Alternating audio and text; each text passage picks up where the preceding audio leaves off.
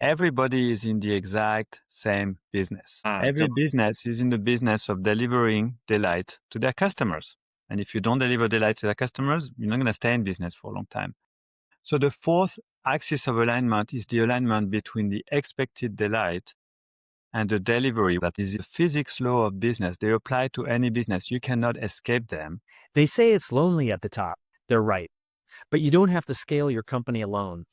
Welcome to the Scaling CEO. I'm Glenn Gao, the CEO Success Coach.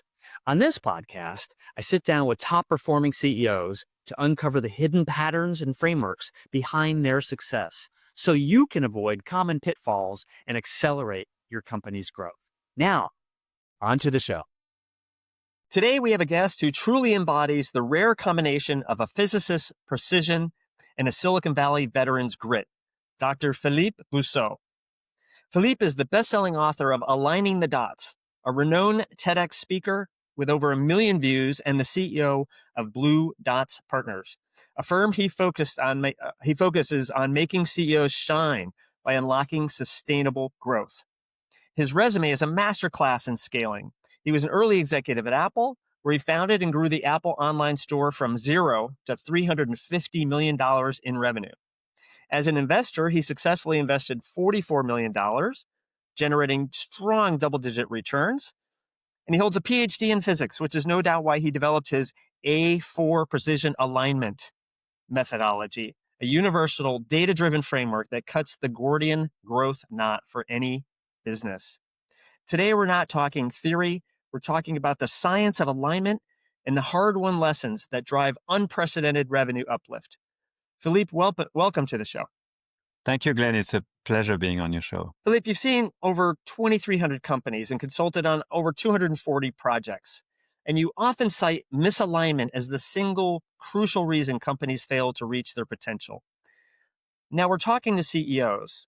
What is that single scaling insight, if you had to pick one, that you wish CEOs knew before they started that would have saved them massive time and effort? Yeah, I think that alignment is everything and not so much in itself. Why it matters is because if you're really well aligned with your target market, then you will grow your business as much as you can within that target market. And then if I go to the next step, which is, hey, if you grow as fast as you can within a target market, then you are creating more value than any of your competitors. And in fact, I would argue that growing faster than your competition is the only way to create real and sustainable shareholder value. And I actually do not know of any other way to do it. So if you distill and you peel that onion really hard, you realize that alignment is everything. And it's the alignment again between the business and its target. So you wrote a book about that, Aligning the Dots. Mm-hmm. What's the biggest blind spot you see in high growth CEOs when they're trying to scale their companies? And how does the concept of market truth pull them out of it? Yeah, so I think that maybe I can step back a little bit and describe what I mean by alignment. Please. There are 4 universal axes of alignment between any business and its target market. And it's completely irrelevant in terms of what the company does, what business model they have, what pricing strategy they have, what go-to-market motions they use, where they are, what kind of product or service they sell. Those 4 universal alignments apply regardless, right? It's like the 4 universal forces in physics. Our entire universe is governed by 4 universal forces, and it's very much equivalent. So I'm going to tell you very quickly what they are. Great. The first alignment is between the pain that the customer has and the claim that the business makes to address that pain. So if you come to me, Glenn, and you say, I have a migraine, I have a headache, and I show you a stomachache pill, well, obviously you will never buy my pill, and nor should you, because your pain and my claim are not aligned. Right. The second alignment is the messaging, which is how I express my claim to a prospect, and the perception, which is how my claim is understood by that prospect. Those 2 things have to be aligned. So imagine I have the right pill for your headache, and I describe it to you in Korean. I'm assuming you don't speak Korean, right? I do not. Right. I used to do it in French, and then people say, well, I can speak French. It's like, wait, well, this is not going to work. But so if you don't speak Korean and I describe my pill for you, which would be the perfect pill for your headache in Korean, you will never buy the pill because you're like, what the heck is this guy talking about? Even though it's the perfect pill for you. Right. That's the second axis. The third one is the way customers want to buy the product. The purchase has to be aligned with the way the product is sold in the marketplace. So if I say, Glenn, you have to come here in Palo Alto to get the pill, you're going to say, well, I'm in my city there. There's a Walgreens just right down the street. Why can't I just walk there and buy the pill? Mm-hmm. And then the fourth axis, the fourth universal axis of alignment is actually my favorite one. And I have to confess, I stole it out of the Apple playbook. So I spent some time at Apple, as you mentioned. I worked directly for Steve Jobs. And yes, that's how I lost my hair, in case anybody wonders. But I learned a lot of interesting lessons from Steve, but one of them was really hit me, and it's kind of obvious, but I, for some reason, for many years, I never thought about it. And that lesson that I learned from Steve is that there is one and only one business on this entire planet. In other words, everybody is in the exact same business. So when people say there are 5 million different businesses, I'm always saying, no, there's only one. And that unique business is the manufacturing and delivery of delight. Every business is in the business of delivering delight to their customers. And if you don't deliver delight to their customers, you're not going to stay in business for a long time. So the fourth axis of alignment is the alignment between the expected delight and the delivery. What is delivered to that customer as he or she consumes that product or that service? And is it aligned with the expectation? And so now imagine you can get the pill, you swallow it, and after 20 minutes, you feel even worse. You have a rash on your skin and you feel dizzy. Well, obviously, that's not what you expected, right? You expected your headache will be gone in 10 minutes or 20 minutes. So again, the four universal alignments, which are the physics law of business, they apply to any business. You cannot escape them. Is that the claim you're making to your customers and the pain that they have to be aligned, that your messaging, which is how you communicate and express your claim to them, and the perception, which is how they understand that, have to be aligned. The way you sell your product and the way they want to acquire your product have to be aligned. And then whatever you deliver to your customer has to be aligned with their expected delight. And if you perfectly align your business along those four axes, then you will realize the maximum growth rate possible within your target market. And that's what the book is all about. That's fantastic. And you explained it very, very clearly. So thank you for that. And in my experience, CEOs are pretty good at the first three areas of alignment, and they don't even think about the fourth area of delight. In fact, they struggle with customer churn, and they struggle with making or getting the attention of existing customers to ensure that they're actually using their product in the way they intended. And I don't think they're thinking like you about how to delight those customers. And I think that could make a massive difference for a lot of companies, because if you think about any one customer in the B2B world in particular, they're dealing with many, many, many solutions that are already in place. So how are they going to be, how are you going to distinguish yourself from all the others? And delight is the most powerful way to do that. Yeah. Yeah. And by the way, I want to make another point. I always tell CEOs come to me and say, well, I'm developing that product or that service. And I always tell them, I said, your way of thinking is off because you're not developing a product. And if that's what you're developing, then you're missing a lot of things. What you're developing is an experience. And when I talk about experience, I'm talking about the entire experience. The first time I'm exposed to your website and your logo, or the first time I see your business card, although nobody has business cards anymore, or the first time I even see your face, all the way to, I love this product, I'm going to write a testimonial, or I hate this product and I'm going to tell my neighbor to ever buy that product. This entire experience. And so people talk about customer journey in the context of sales and lead generation and sales motions. And I'm thinking you're missing a huge part of this entire thing, which is you have to think of the entire experience from beginning to end. And somewhere along those lines, I bet you're misaligned, and I bet that's what you're not growing. In fact, I'm sure that's why you're not growing. So it's looking at the entire customer experience from the very Yes. beginning to the everyday interaction with that product or Yeah. solution. Yeah. That's I may not like a product anymore because they crank up the pricing by 50%. yeah. It doesn't mean that my pain and claim was not aligned. It doesn't mean the messaging and the perception wasn't aligned. But it's like now the alignment is lost because I am not willing to pay that amount for the value that I perceive to receive. And suddenly there's a misalignment between the perceived value and the payment and the pricing. So there So could be many, many reasons. And sorry to interrupt, but a lot of time people ask me, well, which one of those four should I focus on? Or which one of those four do you typically see?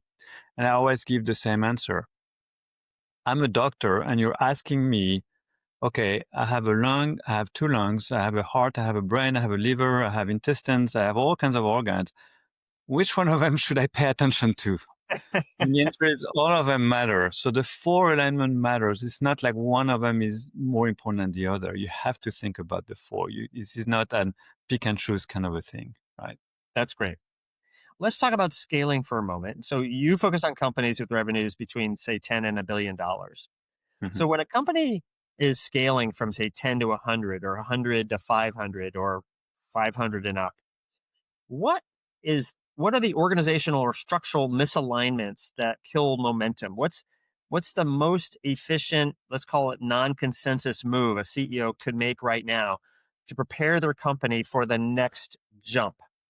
Yeah, it's a really good question. I think that, first of all, we talked about those four universal axes of alignment. Those are the four market-facing alignments, and they are really important.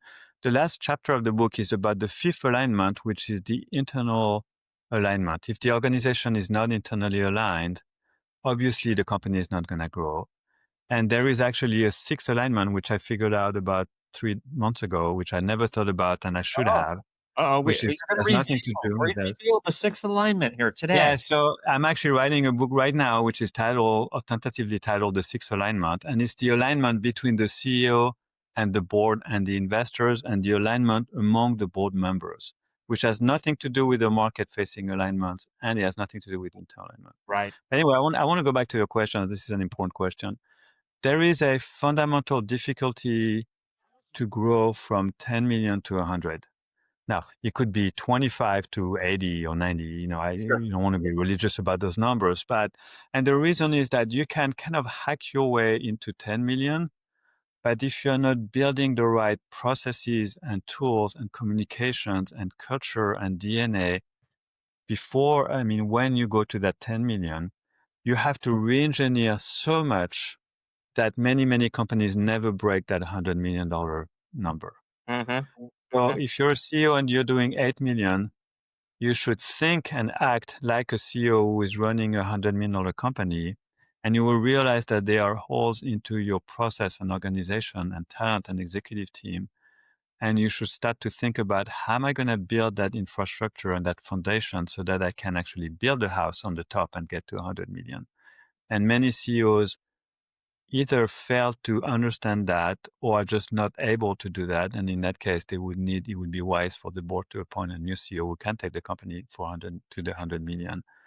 Scaling from 100 million to a billion or a billion to 10 billion or 10 billion to 100 billion is actually easier. Not easy, don't get me wrong, but easier.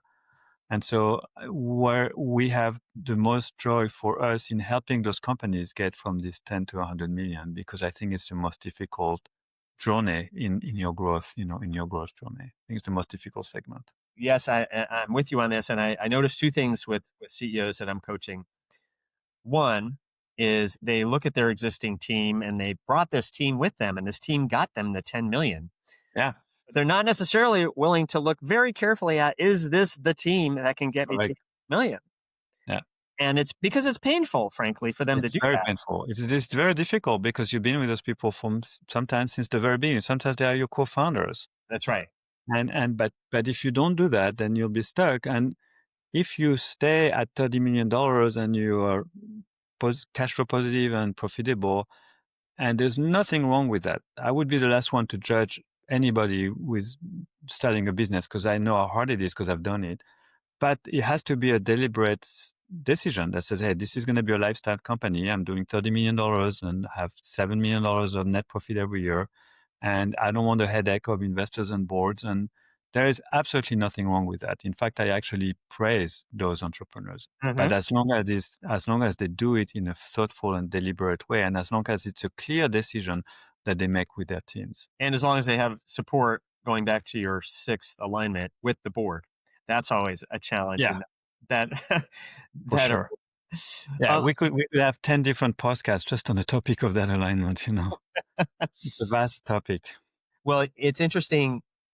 I say to many, let's call them earlier stage CEOs, about the sixth alignment, that as much as you would love to have the board fully aligned with you and the company, they are not. And it is because they have a different set of objectives. It doesn't Right. mean that misalignment means things are broken. It just means we need to understand that if two entities come together with different sets of objectives, it requires Mhm. an enormous amount of work to create better alignment. So Right. I would be looking forward to reading your book when that comes out. Yeah. One other point I would make to your audience, if you're a CEO or an entrepreneur and you're doing less than 10 million, even if you just have an idea and you want to start a company, you need to think about at least the four market facing alignment right away. So I think it's a mistake to say, oh, I don't have to worry about those alignments until I'm 10 million. That is not true. Right. And in fact, I meet so many entrepreneurs and it's like, well, what pain? Can you tell me in one sentence the pain of your customer you're addressing? They can't even answer that question. And I'm saying you need to really define that, because how can you build a claim if you don't even know what the real pain is? And and as importantly, who has that pain, which is, all about market sizing and person segmentation and ICP and all that stuff. Beautiful. Let's move on to our last topic, which is AI. Mhm. So you've built you've built your career bringing scientific rigor and data driven alignment to this organic mess of business growth. So as we usher in AI in ways that where we can understand and access customer data better, how will it change the way you think about scaling, and how should CEOs think more about how to leverage AI to scale their organizations? Right. So AI is a big deal. AI is going and is changing many, many things. I was talking to Steve Wozniak not too long ago, and he was telling me that he has never seen anything so dramatic in terms of change in his life. And, Steve co-founded Apple, and he's a brilliant person, obviously. And then the other interesting insight that he shared with me is that AI works really, really well, and we don't fundamentally understand why. Hmm. And that's extremely disturbing to him and to me and to many, many people. We don't have a clear answer to that. Um, I think anybody who is running a business or in part of the executive team who is not thinking about how do we use AI as a tool so that we can improve our business is making a big mistake. You have to think about AI. So at Blue Dots, we've developed a lot of IP because we measure those coefficients of alignment from 0 to 100%. There's a lot of science, and we've been developing and writing code for the past 11 years. We actually are developing a AI thought partner for CEOs. Mm, This is not an agent. This is not a bot. It doesn't really do anything, but it provokes the thinking of the CEO within the secured context of the company. Like, for example, we have the board presentation and the strategic plan, access to financial, access to CRM, and so on and so forth. And the power of that tool is mind-boggling to me. So, for example, CEO asks questions like, I have a board meeting next Friday. Here is my deck. What are the three most difficult questions the board's going to ask me, and how should I answer? beautiful. Beautiful. Or I have three companies I have in mind to acquire. Which one should I acquire? And more importantly, why? Hmm. Or I'm recruiting a CFO. I got 75 resumes. I can only meet with 5. Who should I meet with and why? And oh, by the way, on those 5 names you gave me, I thought I really liked Joe over there as a CFO.